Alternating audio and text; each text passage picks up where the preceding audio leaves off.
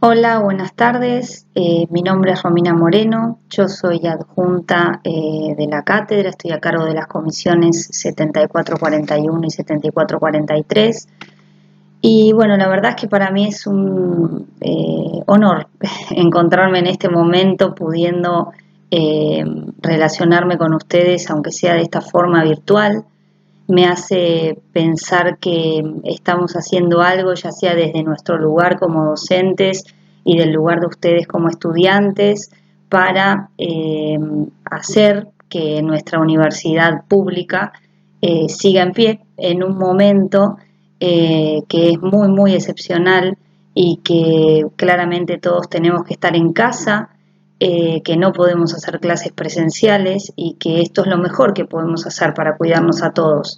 Así que nada, es eso, un gusto poder estar haciendo esto desde la cátedra y manteniendo eh, la posibilidad de este cuatrimestre, de este curso y que poder mantenerlo vigente a través de estas clases virtuales. Bueno, nosotros tenemos asignado hoy la unidad que se refiere a los sistemas de solución de conflictos o a los sistemas alternativos de solución de conflictos. Lo que vamos a hacer, como estamos haciendo estas clases cada uno de nuestras casas y no tenemos el equipo técnico que sí se utilizó para las primeras dos clases, lo que vamos a hacer es dividir, para que sea más fácil poder subirlo al canal de YouTube, en partes esta clase. Entonces, en esta primera parte yo voy a abordar el tema del conflicto, qué es el conflicto, la teoría del conflicto, que si bien tiene una fase estática y una fase dinámica, y claramente con el tiempo que tenemos en esta clase no la podría abordar en su totalidad, me voy a tratar de concentrar en algunos elementos que yo considero imprescindibles para aquel operador de conflictos, para aquel operador jurídico que tenga frente a sí un conflicto, que resulta esencial poder identificar. Entonces, me voy a concentrar en ese aspecto estático, porque el aspecto dinámico de lo que es teoría del conflicto tiene que ver con las escaladas, con las distintas herramientas que el operador de conflictos puede utilizar para poder frenar escaladas, que es ya cuando el conflicto está en su esencia, que es su dinámica, ¿no? Por esto, los autores refieren a que el análisis estático de la teoría del conflicto es, si se quiere, algo que uno recomienda, pero no es de la esencia del conflicto, porque el conflicto en sí es dinámico. Pero sirve para qué? Para poder mapear el conflicto, saber de qué tipo de conflicto estamos hablando y así poder intervenirlo, gestionarlo en la faceta dinámica con las herramientas que descubrimos en el análisis estático.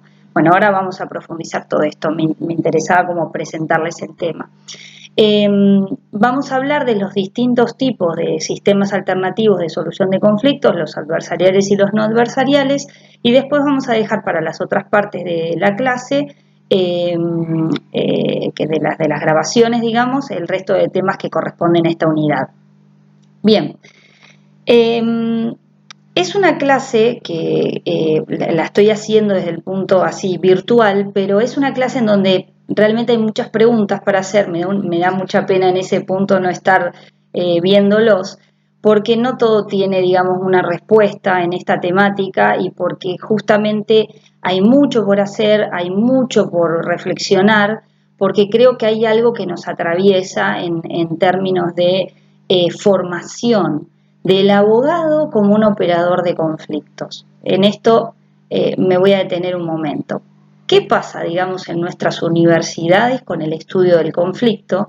Y por otro lado, ¿qué pasa en la realidad cuando nosotros ejercemos la profesión? Porque es decir, todo abogado tiene como materia prima el conflicto. Todo aquel que trabaje como funcionario o como empleado en el Poder Judicial, propiamente, obviamente, el juez, eh, tiene como materia a resolver un conflicto. Pero ¿qué pasa en nuestras universidades? La materia teoría del conflicto o conflicto no es una materia obligatoria. Algunas asignaturas del CPO la tienen como optativa Y esto importa que nosotros seamos operadores de conflictos sin estar formados como corresponde para eso. Entonces, no tenemos todas las herramientas. ¿Y qué pasa muchas veces en la realidad? Los abogados tratan del mismo modo un conflicto de tipo patrimonial a un conflicto de familia, o un conflicto frente a un sindicato, a un conflicto con una empresa, a un conflicto con un trabajador. Bueno, todo este tipo de conflictos que son específicos y que requieren un mapeo del conflicto desde la estática y desde la dinámica particular para que el operador, con la información correspondiente a ese tipo de conflicto concreto, lo gestione para llevarlo a un buen puerto. Es decir, para lograr, si se quiere, un acuerdo o para gestionarlo en el marco de tribunales en las posibilidades que hoy tiene nuestro Código Procesal para abrir el debate a los fines de alcanzar un acuerdo. Entonces, realmente acá hay una pregunta que nos tenemos que hacer y en miras a pensar en todo el cambio de lo que viene del proceso por audiencias, la inmediación del juez con las partes y diversas posibilidades dentro del proceso judicial también para gestionar conflictos, vamos a tener que pensar en qué tipo de formación en este punto vamos a necesitar que hoy nuestros estudiantes, es decir, ustedes, no están recibiendo. Bien, entonces, si hablamos de sistemas alternativos de resolución de conflictos o de resolución alternativa de disputas, vamos a distinguir dos grandes aspectos. Uno sería los sistemas que son no adversariales de los sistemas que son adversariales. De los sistemas que son no adversariales vamos a tener que la negociación es la matriz. Y ahí en la negociación vamos a tener la posibilidad de una negociación directa o una negociación asistida. Si es una negociación directa, quiere decir que es entre las partes, estamos en el marco de la autocomposición del conflicto. Y ahí vamos a ir a una transacción directa entre partes. Si estamos en el marco de un sistema no adversarial asistido, quiere decir que hay un tercero que va a colaborar con las partes para intentar o posibilitar un acuerdo, y ahí vamos a estar en el área en donde están la mediación, la conciliación y otros sistemas que podrían ser, por ejemplo, los facilitadores. Bien, después tenemos los sistemas adversariales de resolución de conflictos. Conocemos claramente al proceso judicial, que sería una forma de poner fin al conflicto y de resolver. Ahora vamos a ver alguna distinción entre resolución y solución, pero de resolver un conflicto. Y por otro lado, vamos a tener al arbitraje, que el arbitraje tiene tres posibilidades: el arbitraje de derecho, el arbitraje de amigables componedores y la pericia arbitral. Bien, entonces en esta primera parte vamos a hablar del conflicto y de la teoría del conflicto, y después vamos a entrar en el estudio de la mediación, la conciliación y el arbitraje como sistemas de resolución de conflictos.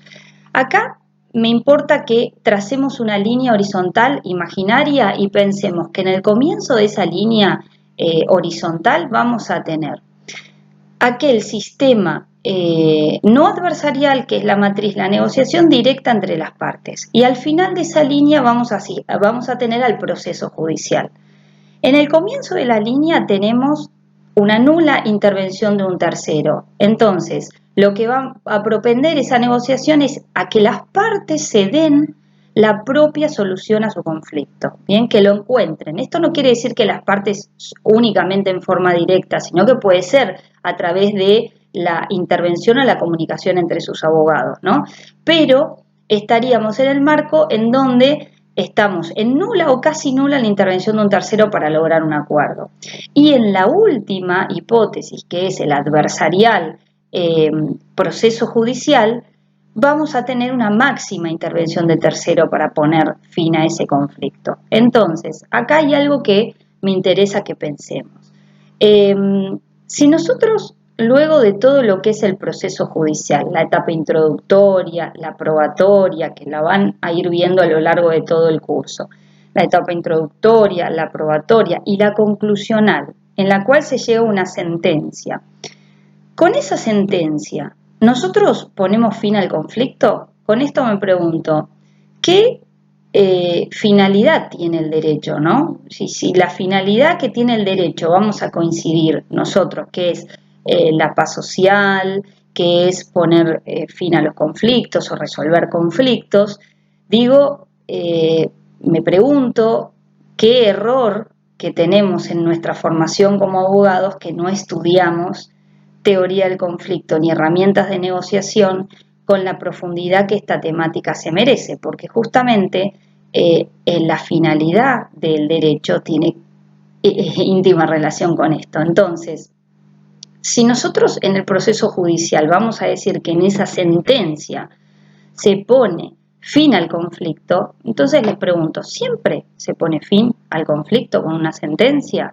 Es decir, porque la función jurisdiccional haya dictado un acto que es la sentencia, que es la norma individual del caso, y diga que hay un ganador y un perdedor,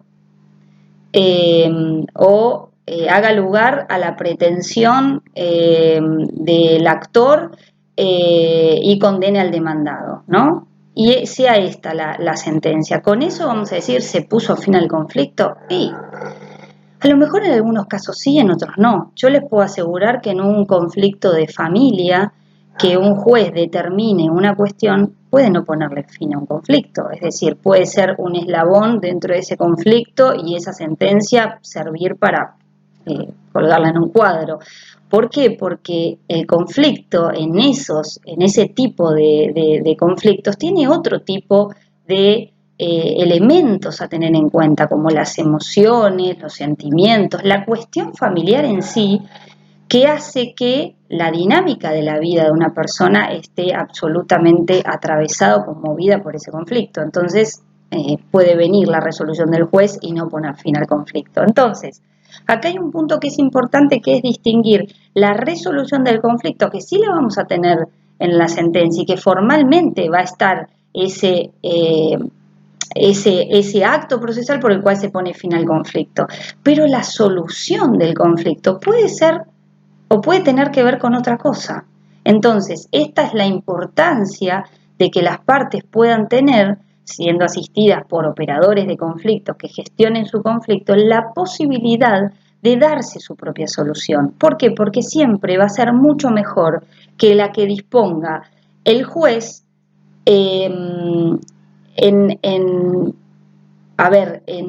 una obligación que llegó a la etapa procesal que corresponde como para dictar una sentencia. Entonces, tiene la obligación de hacerlo, lo va a hacer y se va a poner fin a ese conflicto, pero no en todos los casos va a significar la solución del conflicto para las partes. Por eso, todos estos métodos de solución alternativa de conflictos sirven para empezar a pensar en otras variantes cuando, por supuesto, la materia sea negociable y el caso, por el estado en el cual se encuentre la evolución de las partes, la conciencia que tengan las partes de ese conflicto, les permita a los operadores de conflictos, utilizando todas las herramientas de negociación que hagan falta, gestionarlo para alcanzar un acuerdo. Entonces, me importaba hacer esa distinción entre lo que es la solución y la resolución. Pensemos en esta materia prima que tenemos todos los abogados, que es el conflicto, y en términos de definiciones, ¿qué es un conflicto? Vamos a encontrar, digamos, en las distintas materias, opiniones y definiciones de conflictos diversas, no materias de derecho, quiero decir, desde la psicología, la economía, vamos a tener a Freud, a Weber, a Marx hablando de conflicto. Pero vamos a tratar de acudir a autores como Cosio, de la Escuela Ecológica del Derecho, que nos venían a enseñar que el derecho era conducta humana y por tal definía al conflicto como una interferencia intersubjetiva de intereses. ¿Qué quiere decir esto? En la conducta humana, cuando existe interferencia entre dos personas, en una relación intersubjetiva, sus intereses son incompatibles, nace el conflicto. Bien, esta sería una definición que tiene mucha vinculación con otra que también a mí me gusta y porque justamente les voy a recomendar ahora su libro, que es la definición de conflicto de Remo Entelman. Remo Entelman creó la teoría del conflicto, tiene un libro de Gedisa muy bueno que se llama Teoría del Conflicto, que por supuesto se los recomiendo, en donde van a poder abordar tanto desde la estática como la dinámica todo el análisis del conflicto. Después hay otro libro muy bueno que es del doctor Raúl Calvo Soler, que es mapeo de conflictos también, que habla sobre esto, digamos, en proyecciones de casos concretos, o sea, mapea distintos casos concretos para poder analizar los distintos elementos desde la estática y desde la dinámica de un conflicto y cómo, qué rol juega el operador de conflictos al identificarlos y al gestionar ese conflicto. Entonces, ¿qué decía? Cosio ya lo vimos. ¿Y qué decía Entelman, muy vinculado a esta definición de Cosio? Que había conflicto cuando dos o más personas tienen objetivos incompatibles entre sí en una relación de interdependencia. Es decir, como elementos vamos a necesitar a dos o más personas que tengan objetivos que sean incompatibles entre sí y que su relación sea de interdependencia. Cuando tenemos esos tres elementos estamos frente a un conflicto. Entonces, hay algo que los abogados tenemos muy arraigado, que es creer que hay conflicto únicamente cuando está en juego una norma que lo prohíbe o que prohíbe tal acción o tal acto, ¿no? Entonces, tenemos que salir un poco de ese lugar para pensar en la formación del operador del conflicto. ¿Por qué? Porque no solamente se da un conflicto, es decir, dos personas que tienen objetivos incompatibles en una relación de interdependencia cuando hay una norma que lo prohíbe. Los objetivos pueden ser incompatibles aunque sean dos conductas permitidas por el derecho. Entonces, este es el primer elemento que hay que tratar de despejar. Después, en el común de la gente muchas veces dicen, digamos, bueno, vinculan el conflicto con la violencia y es otra cosa que puede no tener nada que ver, es decir, puede no haber violencia y haber conflicto también. Entonces, importa esta definición que trata de ser universal para poder identificar cuando estamos frente a un conflicto. Bien, entonces, una vez que tenemos la definición de conflictos y que podríamos identificarlo, tendríamos que entrar en ya los elementos que conforman ese conflicto o que determinan ese conflicto desde este análisis estático, que en puridad, como ya les decía antes, es un ejercicio que hace el operador cuando se encuentra gestionando un conflicto, pero en la realidad de los hechos el conflicto es dinámica. Entonces, ¿qué puede suceder? Si uno no hace este análisis estático, la respuesta de cualquier operador jurídico o de conflictos, abogado, va a ser cuando su cliente le viene a plantear el caso, es decir, hay que mandar una carta documento para poner en mora al deudor, por ejemplo. Pero ¿qué sucede con esa carta documento para poner en mora al deudor? Desde la dinámica del conflicto importa una escalada. Es decir, no es lo mismo el conflicto previo al envío de esa carta documento que después. Entonces, quien está operando el conflicto tiene la responsabilidad de gestionarlo, de estudiarlo, de mapearlo de tal manera de poder tomar las decisiones correctas cuando uno lo está gestionando. ¿Por qué? Porque los operadores de conflictos no solo pueden prevenir el conflicto y que nuestros clientes nos pidan un asesoramiento preventivo porque hay un conflicto que puede suscitarse, o también en la gestión misma cuando el conflicto ya está dado, y acá va a estar el tema de los elementos.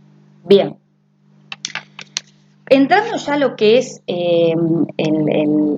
lo que es el análisis estático del conflicto, hay un primer elemento, y vamos a llevar a otra teoría que es muy importante, que es la teoría de la comunicación. También está la teoría de la información, pero la teoría de la comunicación es muy importante. ¿Por qué? Porque nosotros tenemos que poder estudiar los elementos de la comunicación, conocerlos para saber la importancia de dar un mensaje, qué código elegimos y qué canal. Entonces, en toda comunicación tenemos a un emisor y a un receptor del mensaje. Bien, ese mensaje que damos lo podemos dar a través de un canal que podría ser, por ejemplo, un WhatsApp, podría ser directo entre las personas, podría ser un email o podría ser una carta documento. Ese es el canal que uno elige.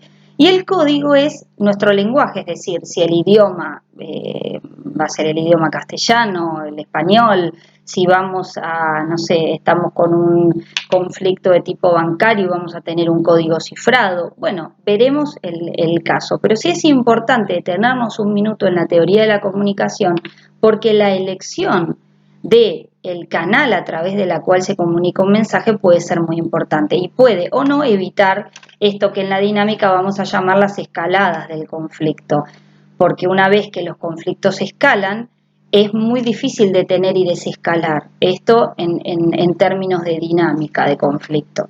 Entonces, esa es una teoría que cualquier operador de conflictos tiene que estudiar y tiene que conocer. Después también tenemos la teoría de la información, es decir, resulta muy importante para el operador del conflicto poder recabar los datos, la información, y acopiarla de forma tal y organizarla de modo tal de que nos sirva para tomar decisiones en el conflicto. O sea, la información correctamente analizada crea la inteligencia, que es lo que nos va a permitir tomar decisiones en la gestión del conflicto. Bien, entrando en ese análisis estático, los elementos sobre los cuales me voy a detener a que nosotros conversemos en esta charla son solo algunos, pero que son los que me parecen más importantes para que ustedes puedan ver e identificar que no es lo mismo una cosa que la otra, que cada conflicto tiene sus particularidades, que exige del operador del conflicto la formación específica para poder gestionarlo. Bien, entonces, tenemos primero los actores. Los actores van a ser los protagonistas de ese conflicto. Son aquellos quienes tienen una intención en el resultado, tienen una preocupación por ese resultado y pueden generar algún cambio en la dinámica de ese conflicto en pos de la obtención de ese resultado. Cuando hablo de actores, en términos de teoría del conflicto, no me estoy refiriendo al actor y al demandado del proceso judicial. Me estoy refiriendo a actores como los protagonistas de este conflicto X que nosotros estemos tratando puntualmente, ¿no? Entonces, el actor del conflicto que nosotros tengamos puede ser un actor individual, pero también podría ser un actor colectivo. Y dentro de los actores colectivos podemos tener a un actor colectivo que tenga liderazgo o que no tenga liderazgo, que el liderazgo sea formal o que el liderazgo sea informal. Podemos tener, por ejemplo, actores colectivos organizados o que no estén organizados, es decir, de repente un grupo de personas que ocupa un inmueble no es lo mismo que un sindicato y son actores colectivos. Entonces, cada supuesto va a tener que ser analizado específicamente para poder tener la información necesaria de saber quién es nuestro interlocutor. Porque si tenemos un liderazgo formal y tenemos un interlocutor que es una única persona, es una cosa. Si no la tenemos o no está organizado el actor colectivo, ¿a quién buscamos como interlocutor? Si esa persona que viene a negociar con nosotros como interlocutor válido realmente tiene la cohesión necesaria detrás de sí como para poder defender aquello que este interlocutor esté conversando o negociando con nosotros. Bueno, todos estos elementos nos van a marcar distintas posibilidades con los actores de este conflicto. Lo mismo sucede con estar muy atentos en quiénes son los que estamos en la mesa de negociación. ¿Estamos todos los que influyen en ese resultado? Acá puede pasar algo que es muy común.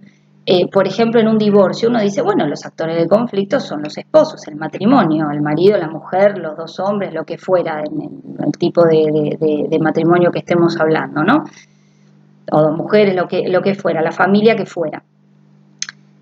Pero puede suceder que no sea así. La nueva pareja de una de las partes puede tener muchísima incidencia con su actividad en el resultado de ese divorcio en términos de, por ejemplo, división del régimen de comunidad de bienes, ¿no?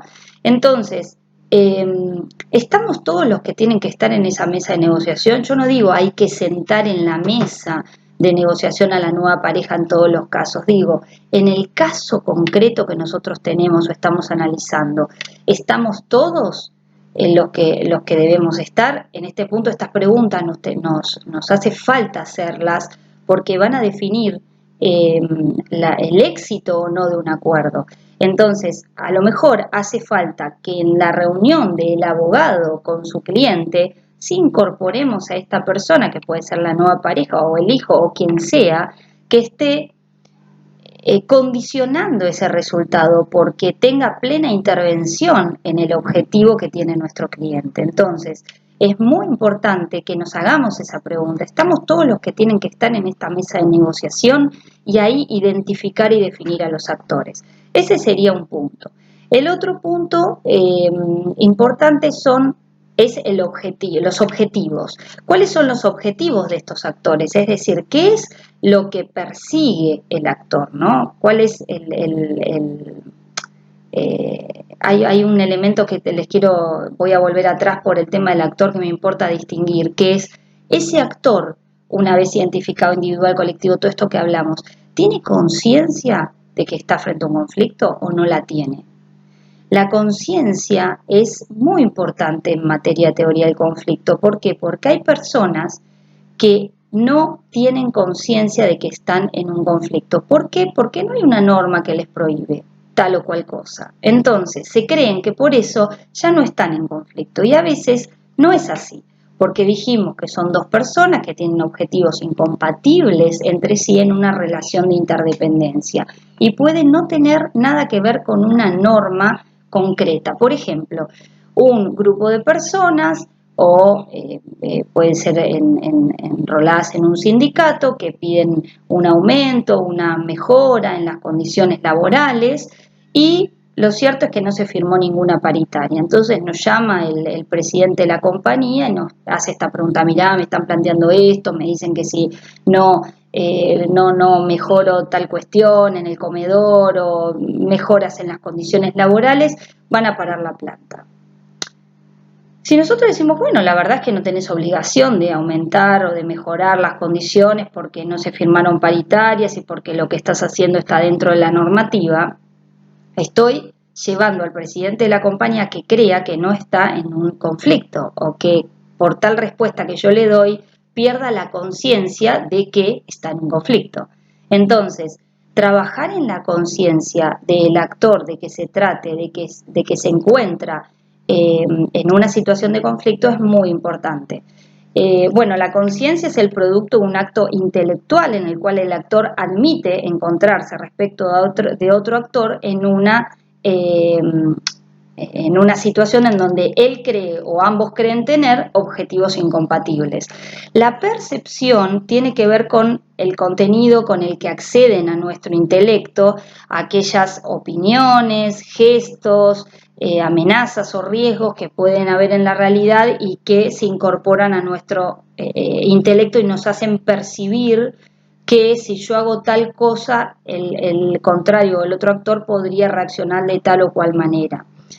Esto tiene mucho que ver con el conocimiento, la información que uno tiene del otro actor. Bien, haciendo esta aclaración que me importaba, porque hay un caso que se da mucho en términos de negociación, que es como yo no tengo esa conciencia, uno de los actores no tiene esa conciencia de que está en una situación de conflicto, entonces lo que hace es no legitimar al otro en la mesa de negociación. ¿Qué dice?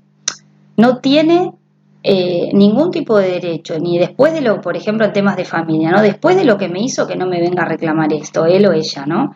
Entonces, es como que la cuestión moral parecería que lo deslegitima de estar en la mesa de negociación y así no se puede avanzar en ninguna gestión de conflicto. Es decir, nosotros tenemos que poder legitimar al adversario para que ese adversario en nuestra mesa de negociación nos posibilite las distintas aristas que pueda tener ese conflicto para llegar a un acuerdo. Es decir, si nosotros deslegitimamos, o nosotros, el actor, nuestro cliente o quien sea, al contrario, es muy difícil avanzar. Y esto es lo que tiene que ver con trabajar en la conciencia de que estamos en una situación de conflicto. Bien. Ahora sí, el segundo elemento que me interesaba poder abordar era el tema de los objetivos, es decir, ¿qué quieren los protagonistas? ¿Qué es lo que quieren y qué perciben como incompatible con el otro, con el otro actor? Y ahí vamos a entrar en alguna posibilidad de tener una distinción entre lo que son los objetivos tangibles y los ocultos, es decir, es mucho más sencillo poder negociar con objetivos que sean tangibles, es decir, que se puedan verbalizar y que uno pueda concretamente especificar qué es lo que quiere. A lo mejor sea mucho más fácil poder negociar con una pretensión que tenga que ver con el dinero. Entonces decir, mi pretensión son 100.000 pesos, por ejemplo, y es algo que yo puedo concretamente expresar y decir de modo tangible, que los objetivos ocultos. A veces lo que sucede es que hay objetivos ocultos por distintas razones, es decir, puede ser por razones estratégicas, puede ser por razones de prestigio o de vergüenza de una de las personas que son partes de ese conflicto, puede ser que haya también que podamos ocultar un objetivo por esto de las percepciones, es decir, muchas veces sucede que yo sé como actor de un conflicto que si verbalizo que mi objetivo es este, la otra parte lo primero que va a querer hacer es negarme eso que yo quiero. ¿Por qué? Porque sus características de su personalidad, por lo que fuera que esté sucediendo en el caso concreto. Entonces, este es otro elemento, la distinción de estar interviniendo en la gestión de un conflicto por objetivos ocultos o por objetivos tangibles, es importante de tener en cuenta. Del mismo modo, el poder, que nosotros vamos a definir en términos de Entelman, en la teoría del conflicto, al poder como los recursos que tiene cada uno de los actores. Esto es muy importante poder enlistarlos. Cuando uno está mapeando un conflicto, poder decir los recursos de poder, los instrumentos que tiene mi cliente a su favor son estos. Y poder también enlistarlos del contrario. ¿Por qué? Porque nos va a permitir saber con qué herramienta jugar en lo que es la dinámica, la gestión de la dinámica del conflicto. Entonces, es lo mismo negociar en un conflicto en el cual nosotros tenemos la posibilidad de generar una amenaza de una sanción o una promesa de un premio, como lo que puede suceder con los directivos de una empresa frente a sus trabajadores, que no tener esa posibilidad, y claramente que no. Es decir, si nosotros tenemos esa posibilidad, tenemos un recurso de poder a nuestro favor que en otro caso no podemos no tenerlo. Ese sería un ejemplo. Otro ejemplo de recursos o de poder que tienen las partes y que es importante enlistar serían, por ejemplo, el tiempo de espera en hacer un acuerdo. Es lo mismo para una persona que no le importa cobrar ese dinero ahora que cobrarlo en un año, aquel que está necesitado de cobrarlo ahora, y no, claramente no. Entonces, como recursos de poder, en un caso va a ser de una forma y en otros de otra. La paciencia, la alternativa al acuerdo, la posibilidad de hacer la primera oferta. Digamos, hay distintos aspectos que uno puede enlistar y poder identificar para poder hacer este mapeo de conflicto que es muy importante. También, por ejemplo, la información que tenemos sobre el caso, sobre los distintos elementos del caso, también el conocimiento que tenemos del otro actor en los temas de familia es muy importante, porque en los temas de familia, como se conocen mucho, surgen muchas oportunidades que ese conocimiento nos lleva a tomar o no determinadas decisiones. Ese es otro punto como recursos de poder. Después, como para ir finalizando esta primera parte, lo que son las relaciones sociales. Cuando nosotros formamos a nuestros abogados como abogados que creen que todo lo que el otro gana yo lo pierdo, o sea, todo lo que el otro gana yo pierdo, quiere decir que mi mentalidad es una mentalidad de suma cero, que yo creo que todos los conflictos tiene que haber un ganador y un perdedor. Estos vamos a identificarlos como conflictos puros, por oposición a los conflictos impuros, que son de suma variable, en donde hay una distribución de ganancias entre los actores y todos ganan.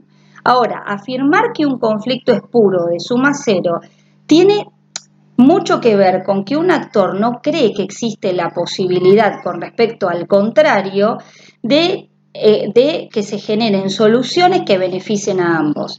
Pero esto de darle una solución a los conflictos de forma cooperativa y creativa supone una actitud, y una actitud que tiene que ver con nuestra formación. Entonces, en la formación del operador está la clave para que este operador pueda ver materia negociable en los conflictos en los cuales tiene que gestionar, porque también creativa y cooperativamente se pueden alcanzar soluciones que beneficien a todas las partes. Y no solamente hay una única posibilidad, que es lo que uno gana, el otro pierde, que es esto de la creación de la mentalidad de suma cero, nuestra formación como abogados exclusivamente litigantes. Hay otro elemento que también es importante es lo que es la estática y de la teoría del conflicto, que es los terceros o las posibilidades de hacer coaliciones o alianzas con otras personas, que también puede incidir en lo que es el análisis del conflicto. Y después ya entraríamos en lo que es la fase dinámica. Por ahora vamos a detenernos y vamos a continuar en el próximo video. Gracias.